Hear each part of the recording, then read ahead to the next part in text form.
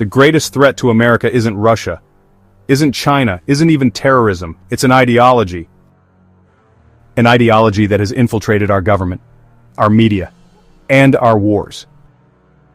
Neo-Conservatism. These are not patriots. These are empire builders. They don't serve America. They serve power. Just a few days back, they were pushing for war with Iran, just like they pushed for Iraq, just like they pushed for Libya, just like they pushed for Syria. This is the untold story of the neocon machine, how it operates, who runs it, and why it's more dangerous today than ever before. Neoconservatives didn't rise to power by accident. They were engineered. Born in Cold War think tanks, their doctrine is simple: American global dominance through military force, democracy at the barrel of a gun. But here's the dirty secret: they don't just advocate for war, they profit from it.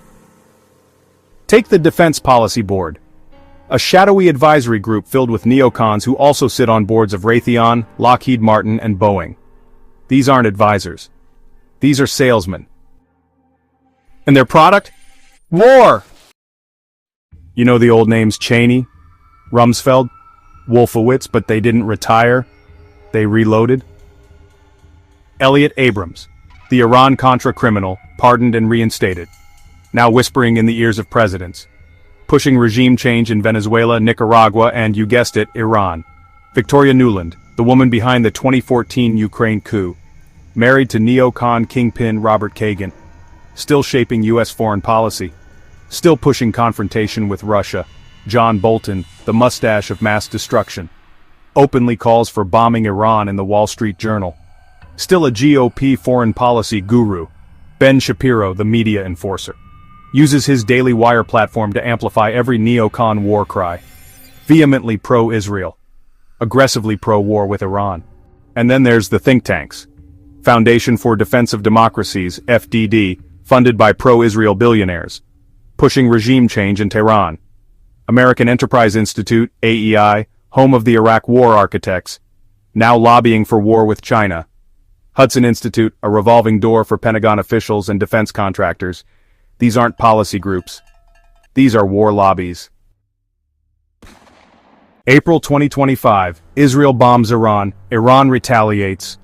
For 12 days, the world teetered on the edge of World War III. Then it stopped. But here's what they didn't tell you. The neocons wanted it to escalate. Ben Shapiro flooded the airwaves demanding total victory. FDD operatives swarmed cable news calling for decisive strikes. AI PAC-linked politicians pushed Congress to authorize military force. This wasn't self-defense. This was a dry run. The media isn't just covering these wars, it's selling them. Look at the op-eds in the Washington Post, Wall Street Journal, The Hill, the same neocon think tank alumni, writing the same fear-mongering scripts. Look at Fox News, where Ben Shapiro is a regular guest, pushing the same war agenda. This isn't journalism. This is propaganda. Here's where it gets chilling. AI deep scans of neocon rhetoric reveal a terrifying pattern. 1. Invent a threat. Iran has nukes, even when intel says no. 2. Demand action. Sanctions aren't enough. 3. Call for war. Only regime change will work. AI also mapped the money.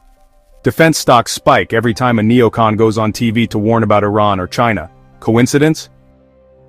Or a rigged game? Neocons don't care about national debt. They've spent trillions on wars. American lives. They sent thousands to die in Iraq for lies. Borders. They want endless intervention everywhere.